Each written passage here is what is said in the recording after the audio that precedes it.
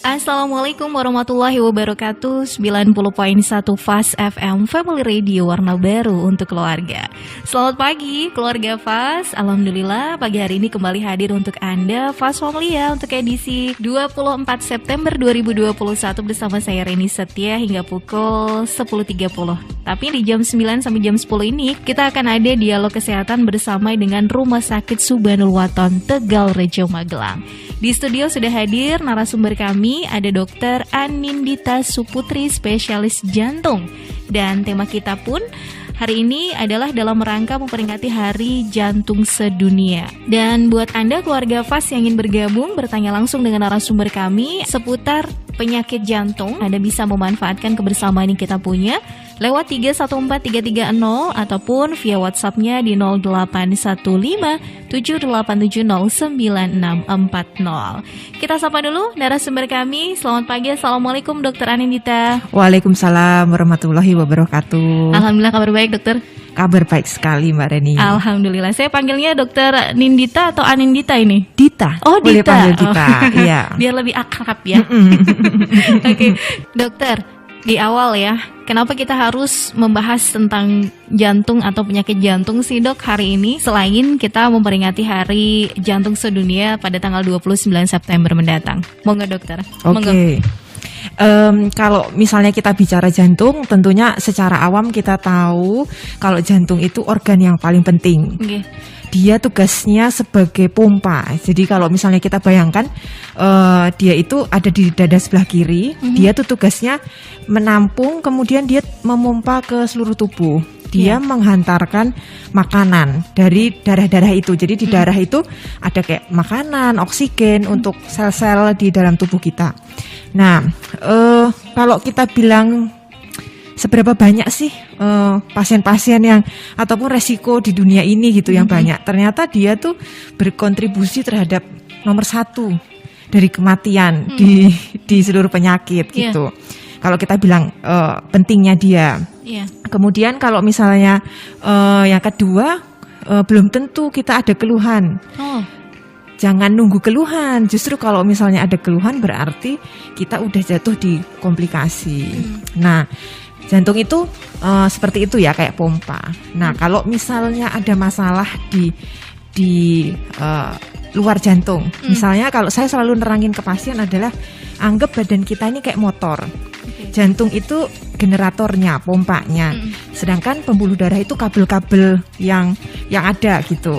Nah, seandainya misalnya kita punya darah tinggi, bayangin aja itu kabelnya kaku, sehingga si generatornya itu untuk berjalan dia harus melawan selama 24 jam tekanan itu terus. Jadi dia lama-lama capek gitu, kayak apa ya? Capek nih gitu. Nah, barulah muncul keluhan. Jadi makanya kalau misalnya kita punya darah tinggi, jangan nunggu ada keluhan dulu. Berarti yang namanya check up ini sangat dibutuhkan setiap saat oleh semua orang sebenarnya ya dokter? Iya benar. Yang simpel-simpel aja sebenarnya. Kayak misalnya kita ke puskesmas atau kita ke bidan desa gitu ya, kan ada yang kader-kader itu juga udah bisa dilatih untuk tensi. Misalnya itu hal simpel aja sih sebenarnya. Baru nanti kalau kita tahu kita ada risiko ke situ, kadang kita tunggu, saya tuh nggak ada apa-apa kok, nggak ada keluhan. Padahal balik lagi ke kayak yang motor tadi, kalau misalnya muncul ada keluhan, berarti artinya emang udah motornya ngambek gitu. Ada sesuatu di dalam tubuh kita gitu ya dokter? Iya, itu sebagai tanda gitu. Jadi jangan nunggu ada keluhan dulu, lebih baik kita tahu gimana status kesehatan kita, gitu sih. Oke, baik. Jadi memang tadi dokter bilang penyebab kematian nomor 1 belum tentu ada keluhan. Berarti ketika seseorang yang sudah mengalami kayak serangan jantung mendadak, awalnya kayak gak ada apa-apa, biasanya kan seperti itu kasusnya betul. Kayaknya sehat-sehat aja, tapi kok tiba-tiba ada serangan jantung. Nah ini sebenarnya ini udah berangsur lama ya dokter? Betul. Jadi kayak istilahnya apa ya, bakatnya yang ada sumbatan di dalam pembuluh darahnya itu emang udah ada dari lama. Tapi ketika misalnya pada saat serangan saat itu juga gitu ya, ada penambahan diameter yang mendadak gitu. Jadi yang awalnya misalnya nyumbetnya cuma 50%. Jadi jalan ke pasar, jalan ke sawah itu masih enak aja gitu. Nah, tiba-tiba ada banyak faktor lah ya, tiba-tiba di dalam sumbatannya itu agak robek kecil gitu. Jadi kayak di kulit kita itu kan ada, kalau misalnya kita luka ada nutup ya. Nah itu sama. Jadi trombosit datang ke yang luka di dalam itu.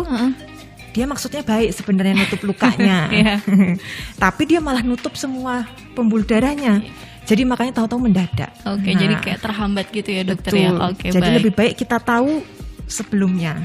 Karena kan pencegahan sejak dini ini akan menjadi lebih baik ya dok ya. Keluarga FAS yang nanti ingin bertanya langsung dengan dokter Dita boleh nanti lewat 314330 ataupun via WhatsApp-nya di 0815 78709640. Kalau kita lihat di Indonesia nih dokter, kasus dari penyakit jantung sendiri apakah juga cukup tinggi begitu? Jadi kalau misalnya kita lihat di data Riskesdas itu apa ya, riset punyanya Depkes gitu ya, di grup yang penyakit tidak menular, maka penyakit jantung koroner ataupun yaitu yang paling sering sih ya, penyakit jantung itu di nomor 1 gitu, persentasenya paling banyak. Kalau lihat dari rentang usianya seperti apa dokter? Rata-rata kita harus waspada di atas usia 50 ya. Sebenarnya kalau laki-laki di atas 45, tapi daripada susah ngingat ya, 50 gitu untuk keseluruhan. Gitu. Baik. Kita break dulu ya dokter, kasih informasi yang mau lewat, dan untuk Anda keluarga FAS, kita masih akan kembali setelah beberapa saat. 90.1 FAS FM Magelang.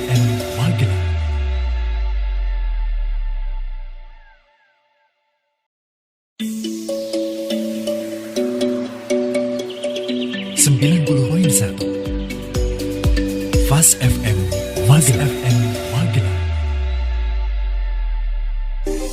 90.1 FAS FM kembali lagi hadir untuk Anda keluarga FAS Dialog Kesehatan bersama dengan Rumah Sakit Subhanul Waton Tegal Rejo Magelang.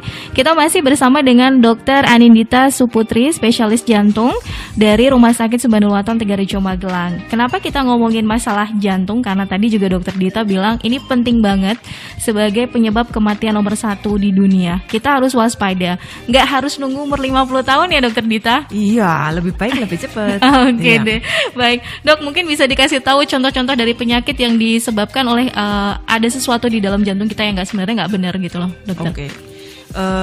Kalau keluhan yang paling sering muncul itu adalah nyeri dada. Pasien hampir sebagian besar datang dengan nyeri dada.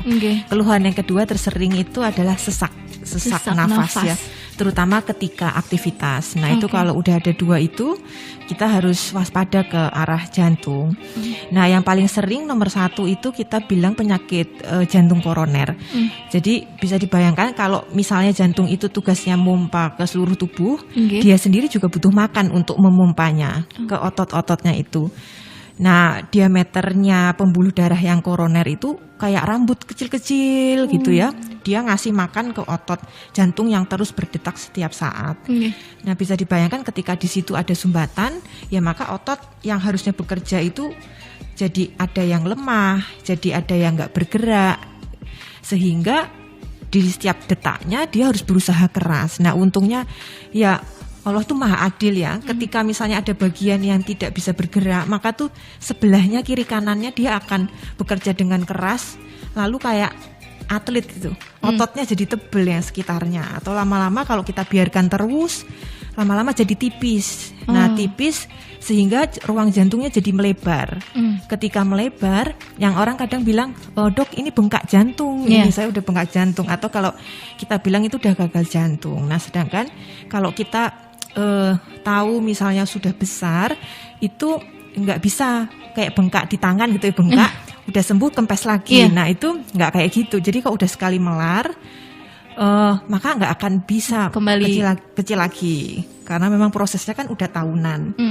Jadi sekali diobatin gitu ya nggak akan langsung jadi ciut lagi. Sehingga makanya targetnya kita adalah ketika kita masih bagus ruang jantungnya gitu atau otot-ototnya, maka lebih baik kita menghambat jangan sampai melebar gitu. Oke, berarti ada caranya ya dok ya. Nanti dikasih tahu nih di akhir. Iya. Ya, oke. Dan yang lain dok, atau mungkin yang disebabkan oleh virus, bakteri, bisa nggak sih sebenarnya dok penyakit jantung itu? Oh bisa. Kalau kita ngomong infeksi bakteri ada banget. Kalau virus hanya virus-virus tertentu. Kalau kita ngomongin yang sekarang COVID, virus COVID tidak langsung menyerang ke otot jantung, tapi dia memperberat kerjanya si jantung. Maka kalau dengar di berita misalnya gitu ya, hati-hati dengan yang komorbid gitu ya. Ya karena dengan adanya virus itu dia berefek ke tempat lain tapi memperberat kerjanya jantung gitu. Sama ada beberapa, kalau kita kan tadi ngomongin dewasa aja, jantung tuh ada juga anak-anak yang seringnya penyakit jantung bawaan. Jadi misalnya dari lahir, dan seringnya juga infeksi bisa juga. Oke, baik. Jadi memang dewasa, anak-anak ini bisa juga mengalami jantung. Dan biasanya kalau dari anak-anak ini berarti bawaan lahir gitu ya dok. Kalau orang bilang, ini dari lahir nih ada penyakit jantung bawaan gitu. Ini berarti juga sama dengan kayak genetik juga dok. Ada turunan gitu? Ya benar. Jadi proses pembentukan di fase-fase hamil itu tidak sempurna di fase-fase itu. Sehingga begitu lahir, kalau anak-anak, kita ngomongin anak-anak, ada yang biru dan ada yang tidak biru. Orang tua akan sangat notice atau tahu gitu, waspada ketika lihat anaknya biru. Langsung biasanya ngeh ya ini ada jantung. Tapi agak trikinya ketika yang tidak biru. Maksudnya, ada dok yang seperti itu dok? Iya, ada yang tidak biru.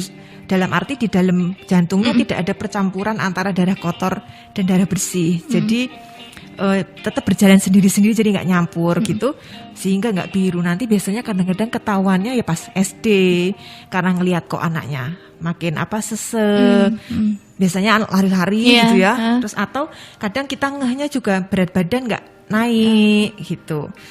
Jadi ada beberapa hal atau yang paling sering yang khas ini kalau untuk yang golongan biru, jadi kalau lagi lari gitu capek jongkok. Oh iya, langsung seperti itu. Nah itu agak waspada lah, itu harus di screening kemungkinan jantungnya ada enggak gitu. Oke, baik. Jadi memang dari awal ya kalau misalnya yang biru itu bisa kelihatan biasanya tangannya atau telapak kaki gitu ya. Dan biasanya juga terlihat nanti paling ketahuannya nanti kalau udah sekolah, kayak tadi dokter bilang aktivitasnya udah mulai banyak. Kan ya dokter. Nah, benar. Kalau bayi kan kita susah ya, cuman menyusui gitu. Jadi patokannya hanya ibu-ibu tuh kan kerasa ya. Sering kalau misalnya datang ke saya gitu, dok, anak saya misalnya udah anak kedua atau ketiga itu kan udah tahu ini nggak kayak kakaknya gitu, nyusunya keputus-putus, atau misalnya seringnya bilang kayak mau nyusu tuh kayak disuruh lari, jadi nafasnya kayak cepet banget ngap-ngapan gitu ya. Nah bener. Jadi biasanya ibu-ibu ngomongnya gitu. Oke, baik. Jadi ini keluarga Fas kita harus waspadai juga bahwa ternyata bisa juga karena keturunan gitu ya dokter. Tapi kalau misalnya dari awal gitu dok, dideteksi dari awal dan juga datang ke rumah sakit, penyembuhannya dari awal, ini juga akan mempercepat proses penyembuhan nanti ke depannya dokter. Betul. Ya semakin cepat kita tahu, maka istilahnya akibatnya kita akan bisa tangani gitu. Sebelum kalau udah telat ya akhirnya kan kalau jantung tuh kita lebih fokusnya adalah bagaimana kita menghambat progresivitas penyakitnya. Kalau yang kayak yang lalu ya udah yang lalu. Yang penting sekarang apa dan untuk kedepannya gimana. Patokan kita kualitas hidup ya. Kadang ya jantungnya besar nggak apa-apa, yang penting masih bisa lagi balik ke ibu-ibu pasar itu biasanya. Kalau bapak-bapak nanyanya biasanya masih bisa ke sawah nggak gitu. Masih tetap. Baik, jadi memang bagaimana kita ke depannya seperti apa begitu ya, ketika memang sudah ada dari kondisinya nih dari dokter ternyata memang ada permasalahan di jantung kita. Oke. Faktor-faktor sebenarnya yang mempengaruhi apa dokter, termasuk tadi mungkin usia gitu. Jadi bisa ada kalau sebelumnya kita punya komorbid yang lain kayak darah tinggi, itu kita bisa cek gampang, kolesterol, gula, atau misalnya kencing manis gitu. Nah kita harus cek dari laboratorium. Atau misalnya kita harus juga waspada kalau misalnya di keluarga dekat kita ada yang memiliki sakit jantung juga, karena kemungkinannya juga akan meningkat gitu. Sama pola-pola hidup yang nggak sehat ya, misalnya kayak ngerokok, nggak olahraga, terus hidupnya lebih sering duduk gitu. Ya, kayak penyiar nih. Iya. Harus banyak gerak gitu ya Iya, dokter ya. harus banyak gerak. Oke, tapi dok misalnya kasusnya ada keluarga yang misalnya orang tuanya atau kakeknya punya penyakit jantung ini, kalau misalnya nanti anak-anak dan cucunya bisa hidupnya lebih sehat lagi, ini istilahnya mutus mata rantai nggak sih dok? Bisa. Jadi kalau genetik sih memang tetap akan ada kayak udah cetakannya ya gitu ya dari sana itu. Jadi kita harus bedakan faktor apa yang bisa kita modif sama yang nggak bisa kita modif. Iya. Yang nggak bisa kita modif ya tentunya usia. Iya. Ya pasti akan berjalan terus. Kemudian keluarga, ras dan lain-lain itu maksudnya udah cetakannya kayak gitu ya. Nggak usah fokus ke sana. Jadi istilahnya jangan kan saya kan udah tua udah ini saya bilang harus tua harus bahagia, jadi jangan salahkan yang tidak bisa dimodif itu.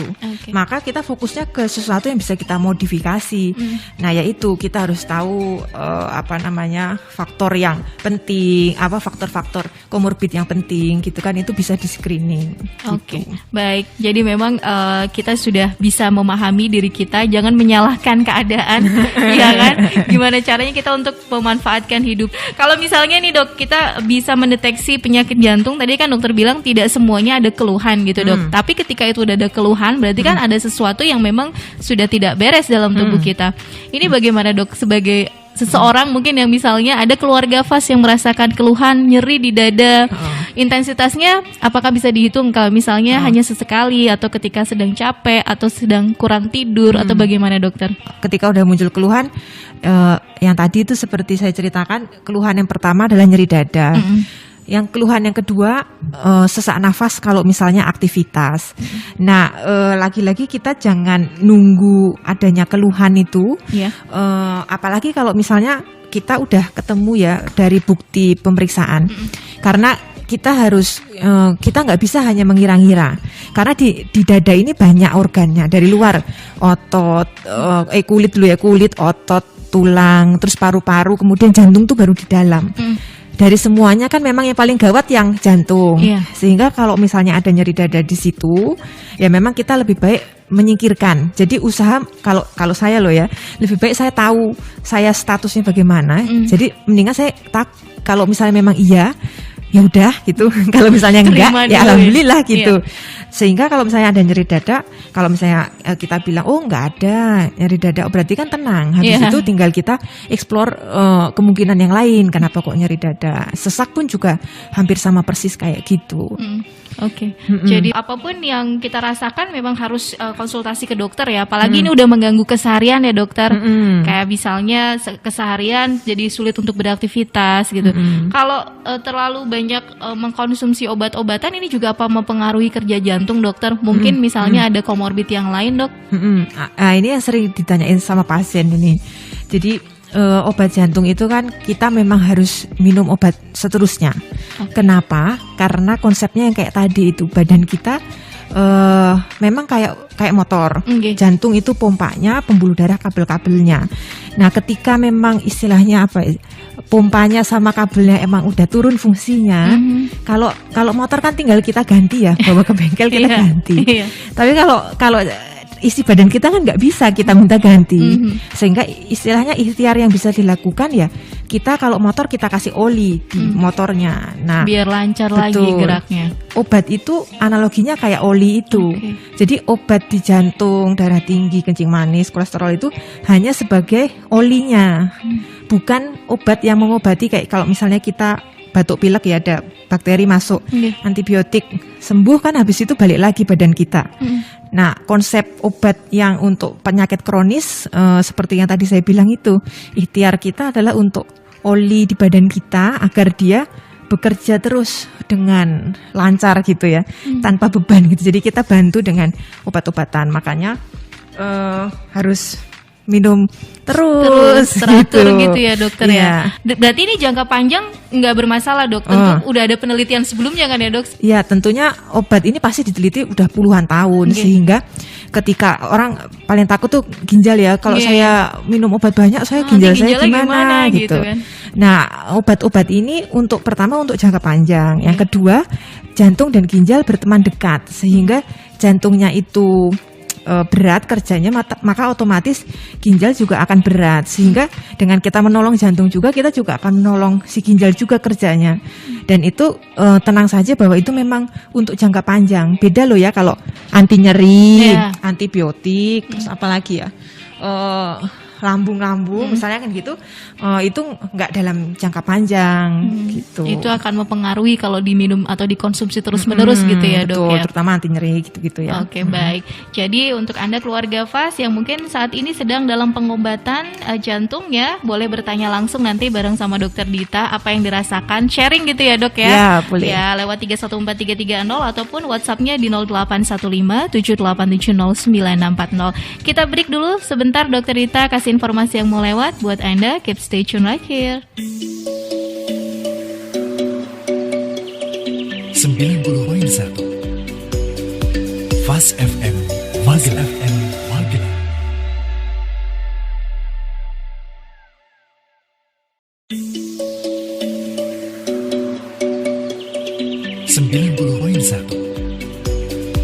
Fast FM Magelang.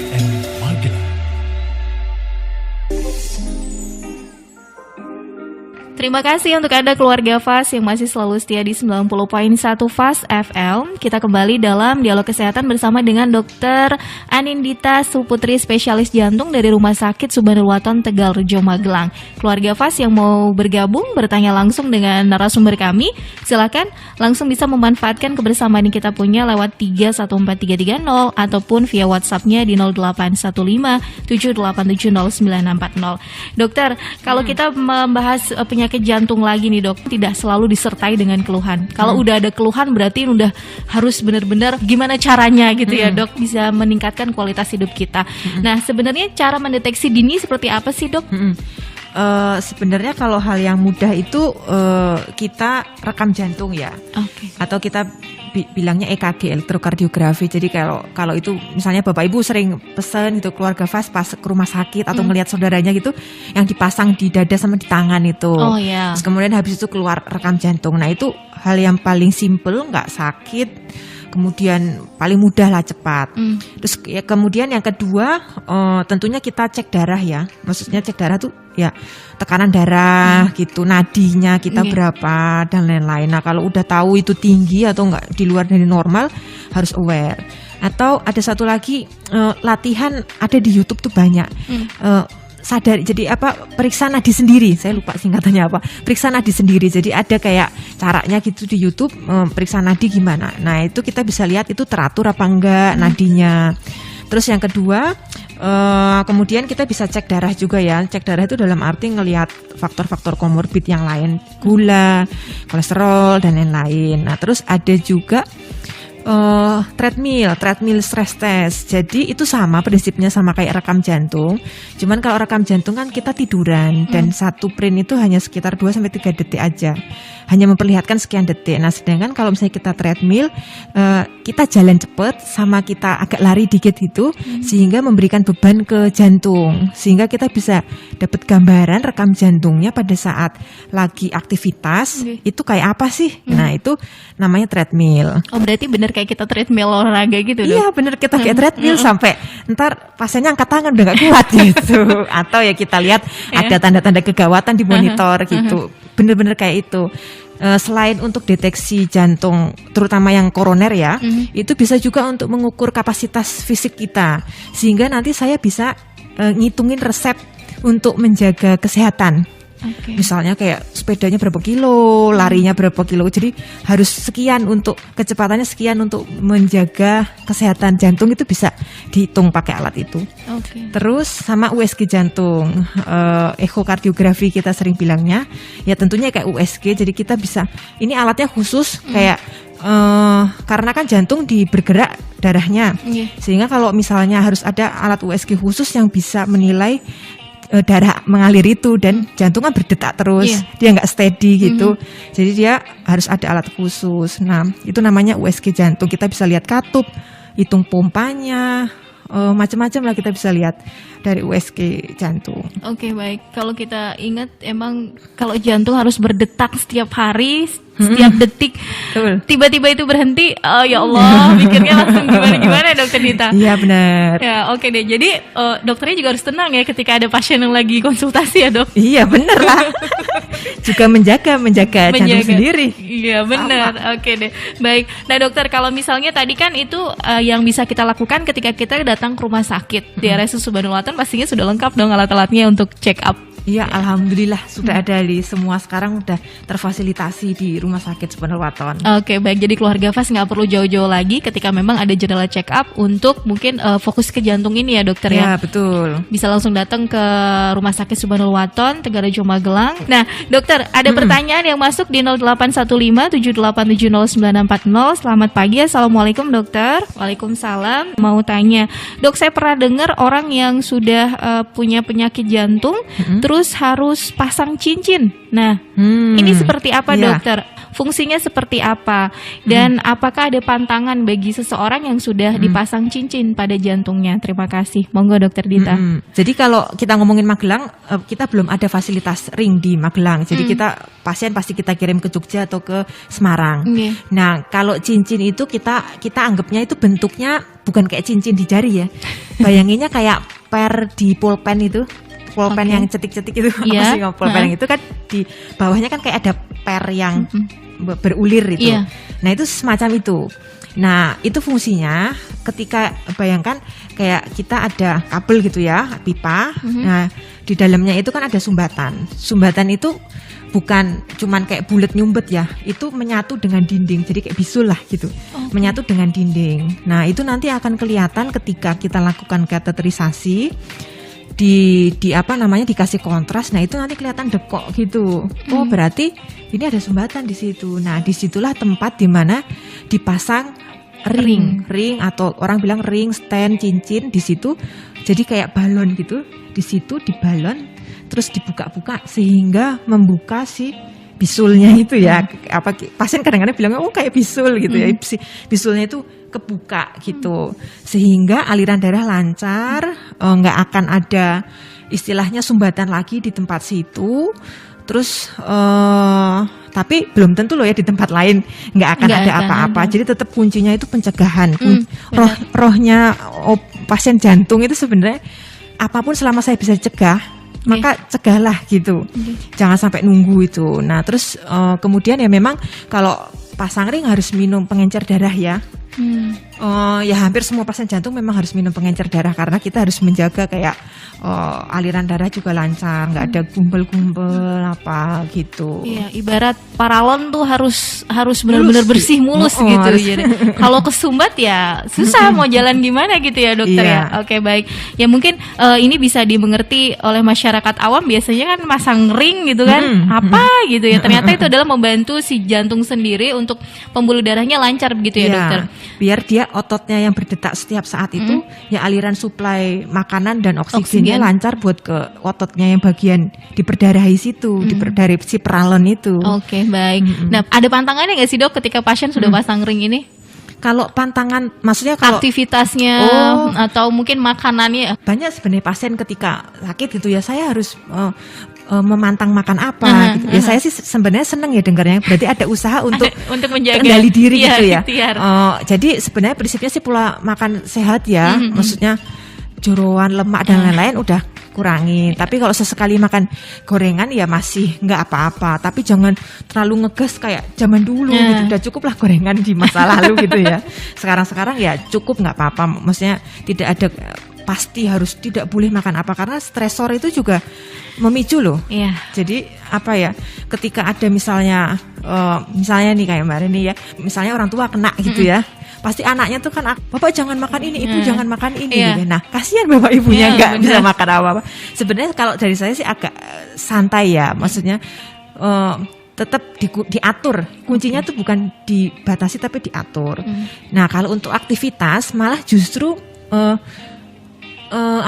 dengan kita tata laksana bagus ya, misalnya kalau memang pasiennya itu butuh sampai pasang kering, maka dengan pasang kering otomatis kan suplai bagus. Jadi akan diikuti dengan aktivitas juga akan kembali lebih baik karena si jantung juga lebih dapat sokongan yang lebih baik. Jadi tentunya aktivitas akan lebih membaik. Nah, alarm istilahnya apa ya?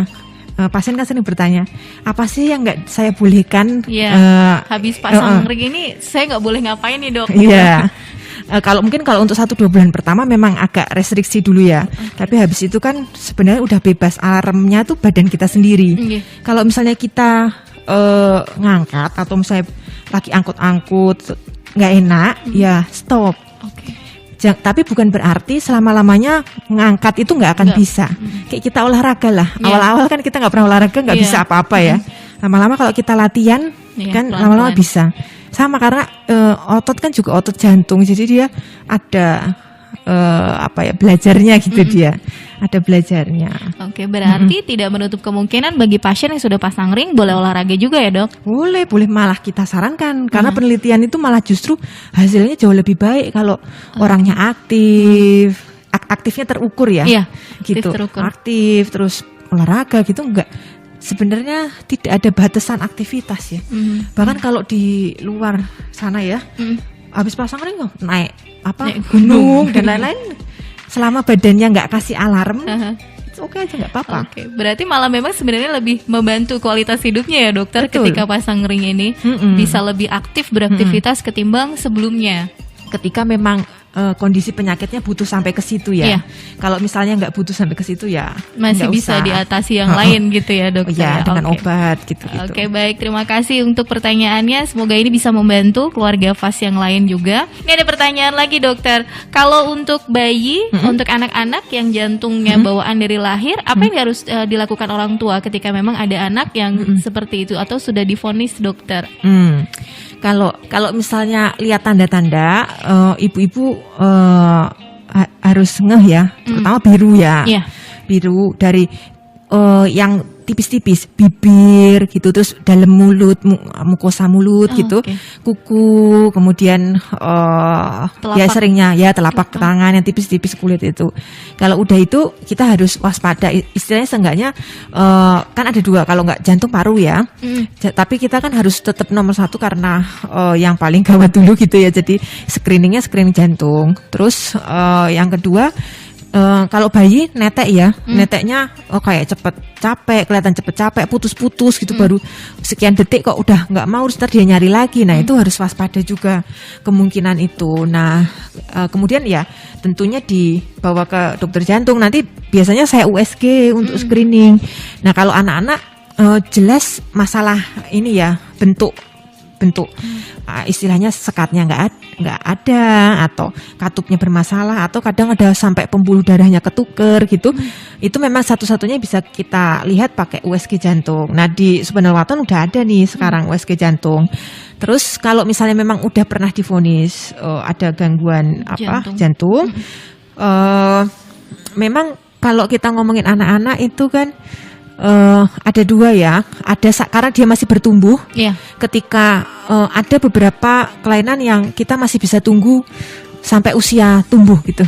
Kemudian kita evaluasi nutup apa enggak. Ada beberapa yang kayak gitu. Tapi hampir sebagian besar enggak. Sehingga kalau misalnya dari dokternya bilang memang ini kemungkinannya tidak bisa nutup atau tidak bisa perbaikan, memang kita bayangannya kayak rumah gitu, kita punya kamar, sekatnya nggak ada gitu. Satu-satunya cara untuk menutup harus ditambal gitu. Nah lagi-lagi obat itu hanya kayak oli, dia hanya memperingan kerjanya aja. Jadi ketika dokternya bilang ini memang tipe yang nggak bisa nutup, ya memang mau nggak mau harus ditutup dari luar gitu. Ya sekarang sih udah teknologi banyak ya. Kalau yang simple nggak harus bedah jantung. Tapi kalau yang kompleks ya mau nggak mau bedah jantung. Yaitu kita ngomongnya jauh ya. Yang penting deteksi aja dulu. Deteksi dulu. Betul. Oke, baik. Jadi yang pasti memang deteksi awal, deteksi dini ini sangat perlu, dan kita harus aware sama semua anggota keluarga termasuk diri kita sendiri ya dokter. Betul. Kayak tadi dokter bilang, nyeri di dada ini nggak boleh disepelekan dok. Bener nggak sih dok? Kayak misalnya kurang tidur atau terlalu banyak mengkonsumsi kafein ini juga bisa mempengaruhi dokter. tentunya kalau kafein itu bikin nadi cepet ya. Ada beberapa orang yang sensitif banget, jadi memang alamiah ketika kita minum kafein maka nadinya Naik. cepet. Bahkan kemarin ada yang menarik sih penelitiannya. Jadi minum kopi, maksudnya bukan kopi saset loh ya, yang gula creamer dan lain-lain. Kopi black hitam. coffee itu tanpa gula dan lain-lain malah bagus untuk kesehatan jantung. Benar. Nah, banyak sekali gitu kan literasi yang bilang kalau kita pengen jantung sehat yaitu dalam minum kopi. Cuma orang Indonesia banyak salah kaprah nih dok, minum kopi gulanya banyak. Nah, yang sasetan yang enak itu. Padahal yang sehat-sehat tuh yang nggak enak biasanya. Oke, jadi memang kebiasaan ini yang harus kita pola hidupnya harus benar-benar dirubah lagi gitu ya dokter ya. Oke, baik. Dok, ada pertanyaan, gimana caranya untuk mengukur nadi nih dok? Normalnya berapa sih dok dan caranya seperti apa? Terima kasih. Nah, normalnya sekitar 60 sampai 100. Itu kalau itu dalam kondisi kita istirahat dulu ya. Oke. Ya kalau kita olahraga mau ya pasti di atas dari 100 ya. Itu istirahat santai gitu. Nah, caranya ya nanti bisa sambil lihat YouTube ya, tapi secara garis besar itu ada di pergelangan tangan sejajar sama jempol. Oke. Nah, di situ pakai 2 jari dari tangan kita yang satunya. Di situ kita raba, akan terasa kayak denyut-denyut gitu. Nah, mata kita lihat ke jam. 1 menit. Nah, dihitung di situ berapa. Itu cara simpelnya. Selain itu kita yang penting juga ini ya, reguler nggak reguler. Jadi kayak detak nggak tek, bukan kayak detaknya tapi reguler nggak tek ritmenya gitu ritmenya, ya. Benar ritmenya. Jadi kadang kan ada beberapa yang kayak ada iklannya. Jadi tek gitu. Nah, itu juga harus aware juga karena itu bisa kita sendiri yang periksa. Betul. Oke, baik. Dan olahraga apa sih dok yang mungkin bagus untuk orang yang memang ada gejala penyakit jantung ini dok? Lari masih aman dok? Nah, malah nggak apa-apa. Jadi kalau udah ada sakit jantung, kita udah nggak sarankan yang kompetitif. Yang kayak tanding gitu, karena itu ada peningkatan denyut mendadak. Nah, makanya beberapa artis yang kemarin itu kan banyak yang meninggal pada saat lagi olahraga yang kompetitif karena itu ada peningkatan denyut yang mendadak. Sehingga misalnya kita kesel itu ya mau smash tuh put gitu kan, langsung kita misalnya ikut naik. Iya, heart rate-nya misalnya 110 gitu ya. Begitu smash langsung misalnya 140. Nah, yang mendadak itu yang menyebabkan robekan di sumbatan.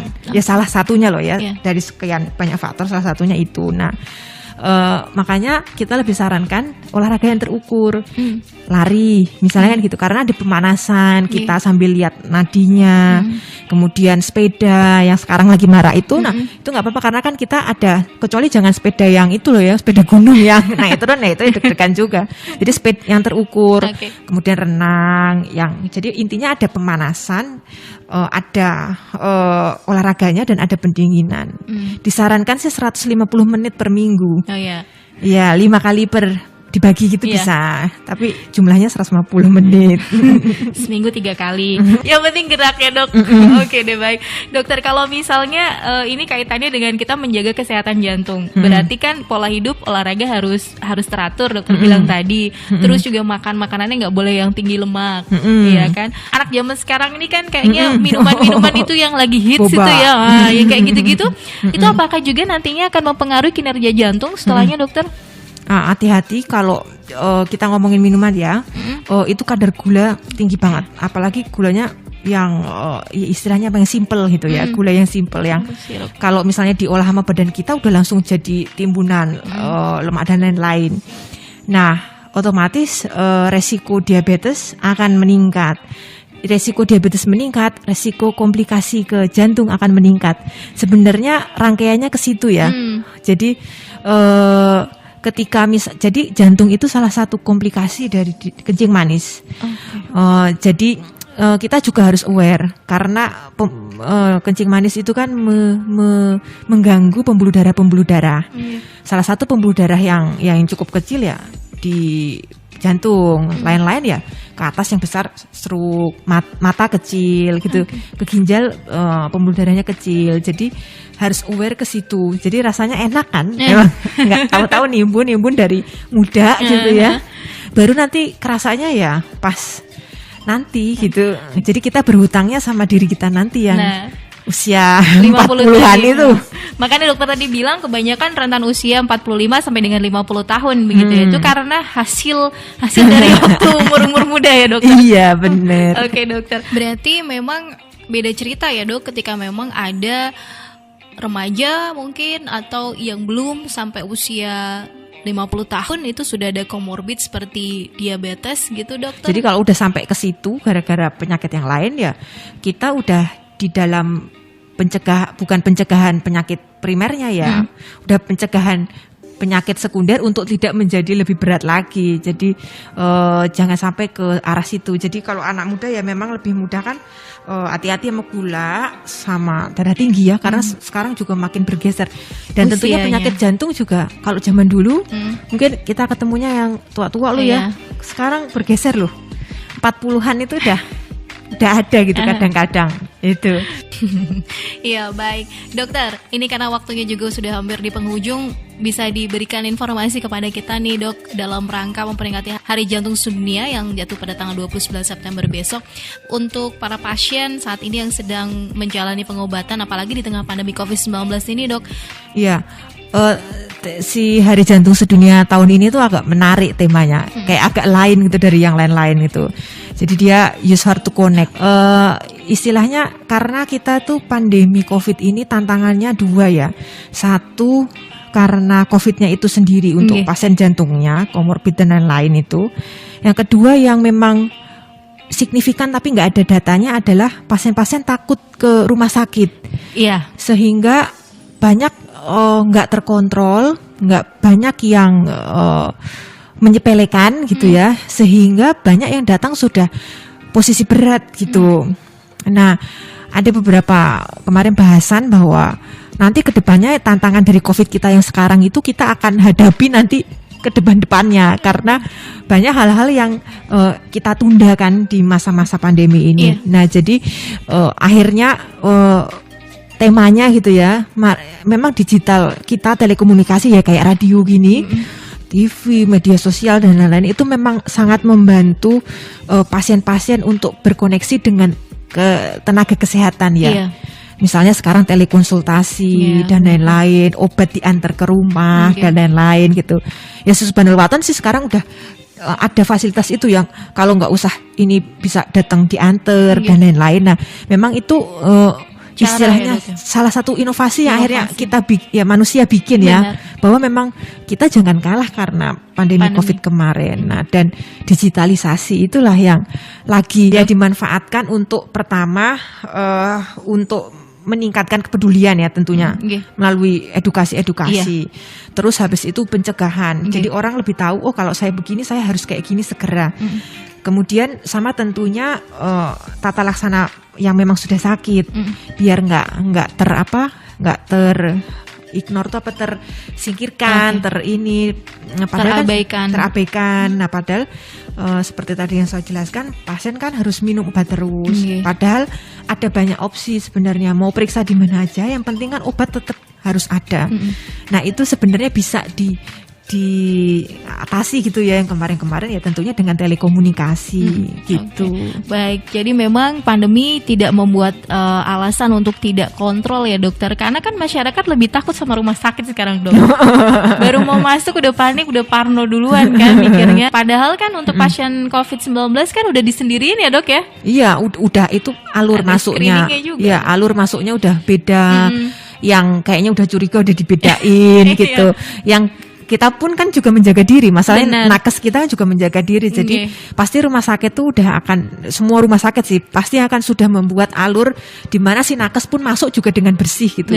Jadi kayak poliklinik itu udah steril, udah kitanya udah sama-sama saling menjaga diri gitu. Biar kita pun juga nggak nularin ke pasien-pasien. Benar, makanya kalau misalnya nanti ada undangan vaksin juga harus vaksin ya. Ini salah satu bentuk ikhtiar ya, dokter. Oh, ini titip ya. Oh iya, boleh. Ini titip tentang vaksin.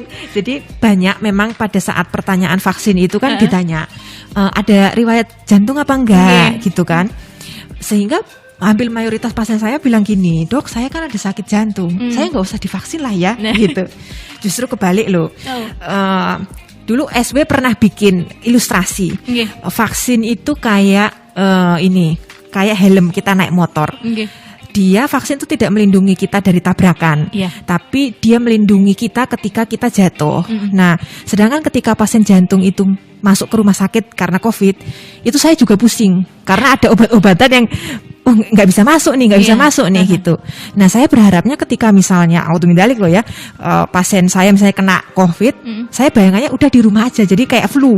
Oke. Jadi harapannya dengan vaksin itu badan kita biar kalau kena COVID ya kayak flu aja, kayak ya udah kayak flu tahunan gitu. Iya. Jangan sampai masuk ke rumah sakit. Nah, Nah. ikhtiarnya di situ. Iya. Sehingga jangan takut ya. Iya, gitu. benar. Jadi ini aman ya, Dok, ketika memang Aman. ada penyakit jantung untuk vaksin. Yang penting pas screening jujur ya, Dok, sama dokternya. Iya, tapi ada beberapa memang kriteria-kriteria tertentu yang nggak bisa gitu. Iya.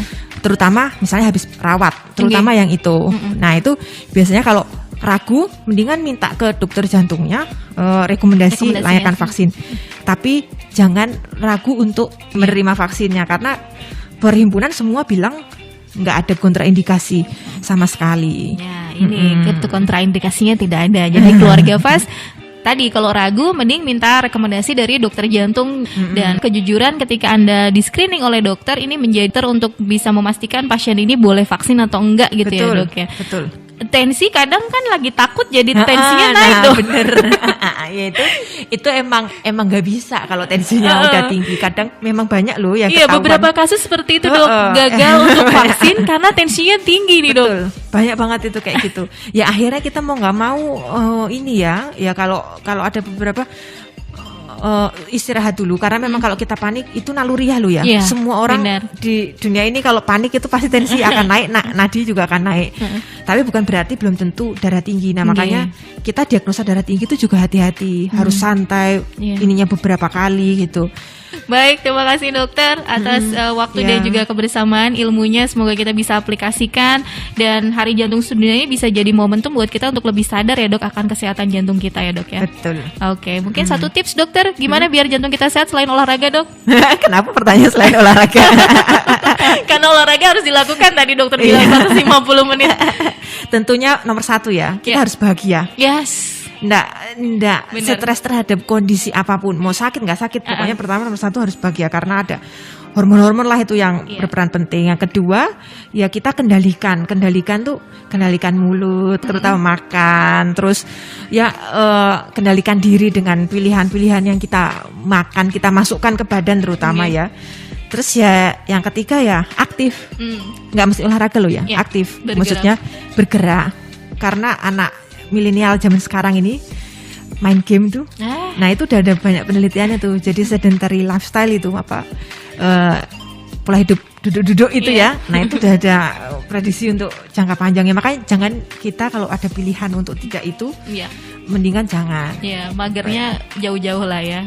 Boleh, tetap boleh, tapi jangan berlebihan Oke. kan gitu sebenarnya. Untung Mas FM pakai tangga ya, dokter. Betul. Oke. Tapi kurang, harusnya tangganya Kurang naik lima, lagi. Oh, harusnya tapi 5. Kayak rumah sakit Sumber Water tangganya itu ternyata ada maksud dan tujuannya.